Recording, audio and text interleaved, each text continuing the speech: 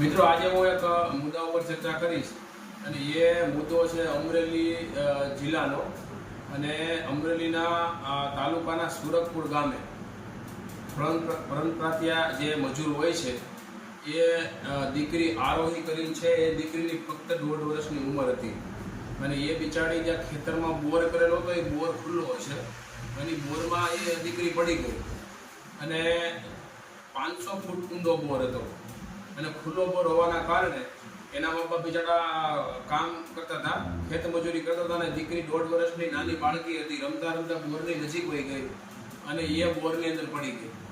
એના મા બાપના એને અંદાજ આવ્યો કે દીકરી ક્યાં ગઈ. ત્યારે શોધખોળ કરતા એ બોરમાંથી અવાજ આવતા એને લાગ્યું કે આ છોકરી બોરમાં પડી ગઈ અને એ દીકરી બોર તો 500 ફૂટ ઊંડો હતો પણ એ દીકરી છે એ દીકરી 50 ફૂટે અટકી ગઈ એટલે ફસાઈ ગઈ છે અને તંત્રને જાણ થતાં એનડીઆરએફની ટીમ આવી.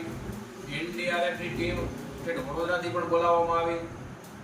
આધુનિક કેમેરા દ્વારા છોકરી શ્વાસ લઈ શકે એટલે ઓક્સિજનની પણ વ્યવસ્થા કરવામાં આવી અને ત્યારબાદ તંત્ર દ્વારા જે બાજુમાં મોટો ખાડો કરી અને બાળકીને બચાવવાનો પ્રયત્ન કરવામાં આવ્યો.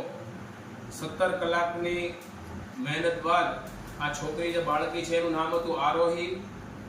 આ છોકરી 17 કલાક બાદ જ્યારે બહાર કાઢવામાં આવી ત્યારે ડૉક્ટરે તેમને મૃત જાહેર કરી. આ શબ્દ કહેતા પણ મને બહુ દુઃખ થાય છે કે આવા ખુલ્લા બોરમાં આવા નાના નાના ભૂલકા જે ફૂલછોડ કહેવાય તે બાળકો પડી જાય તો આપણને બહુ જ દુઃખ થાય અને ખરેખર એ બાળકીના મા બાપે ત્યાં અહીંયા ફાટ રુદન કર્યું કેમ કે નાનું બાળક હોય એ વાલસોઈ હોય આપણા ઘરનું સૌથી વધારે પ્રિય હોય. તો જે પણ વાડી માલિકો છે અને જે પણ બોર કરાવેલા હોય, આવા ખુલ્લા કૂવા હોય, ખુલ્લી જે નાવાની બાળકો નાના નાના કુંડીઓ કરેલી હોય એ પણ સેફ જગ્યા એટલે કે વાળેલી હોય છે, એની પર ઢાંકણા હોવા જોઈએ. અને આવા જો બોર ખુલ્લા હોય તો આ બાળકી છે કે પોતાનો જિંદગીનો જંગ હારી ગઈ.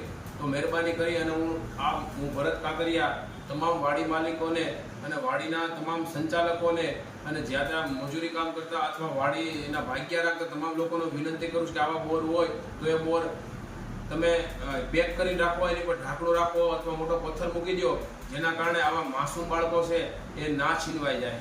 આ બાળકીનું મૃત્યુના સમાચાર સાંભળતા ખરેખર હૃદયથી અને દિલથી બહુ દુઃખ થયું છે.